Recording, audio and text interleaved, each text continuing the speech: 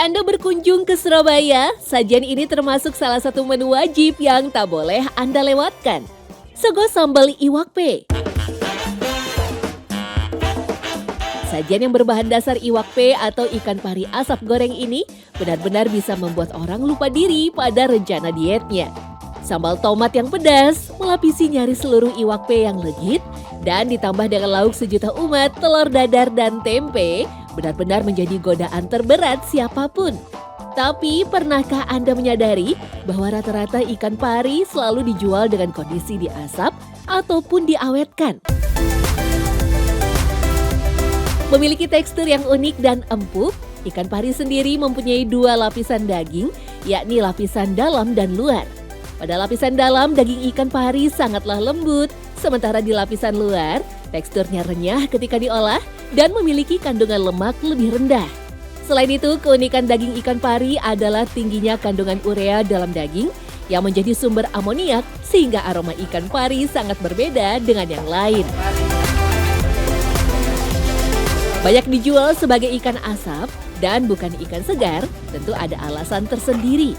Kandungan air yang sangat tinggi dalam ikan pari yakni 80%, membuat ikan ini harus segera diawetkan untuk mencegah pembusukan yang lebih cepat.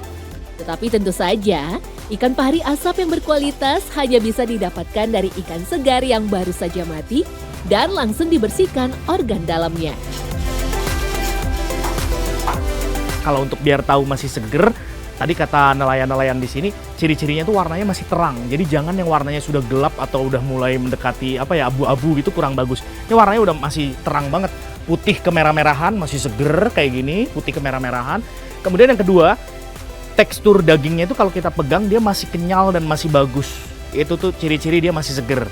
Dan ketiga yang paling penting, dia baunya nggak bau yang beraroma busuk atau nyengat, istilahnya nyegrak gitu, tapi bau seger, memang bau amis ikan gitu. Sementara untuk pengasapan ikan pari sebenarnya tidak butuh waktu terlalu lama. Cukup 15 menit, ikan pari bisa dibilang telah setengah matang dan siap untuk diolah.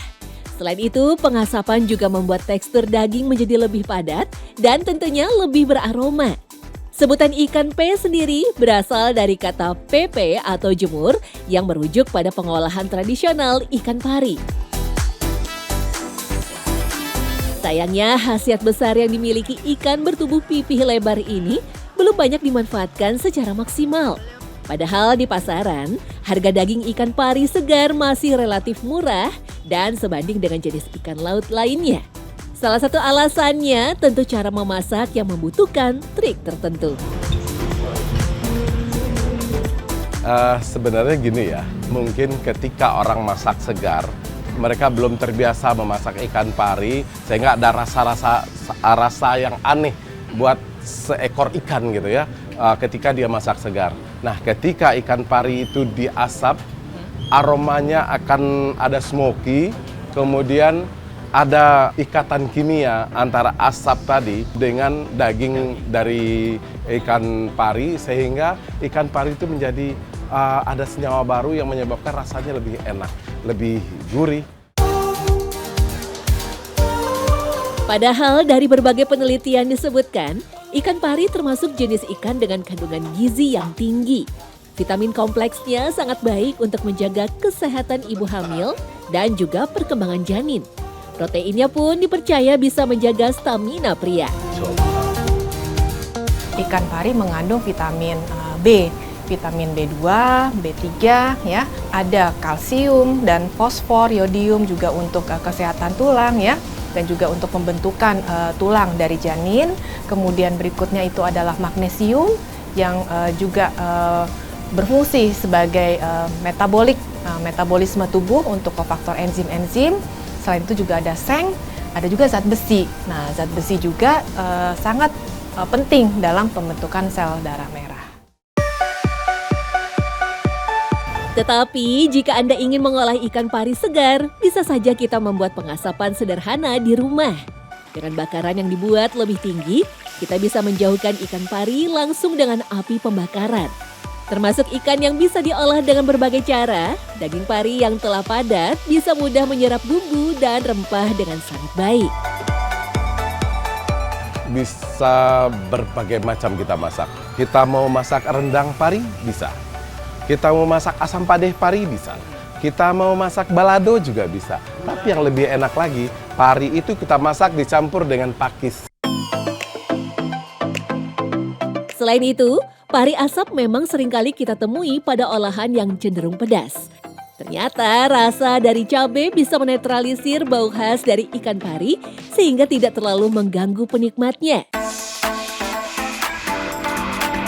Tak bisa dipungkiri, dari olahan kuah segar sampai gula santan yang bercita rasa pedas gurih, itu membuat pari kehilangan rasa aslinya. Salah satu kuncinya tentu kandungan lemak di lapisan dalam daging ikan pari.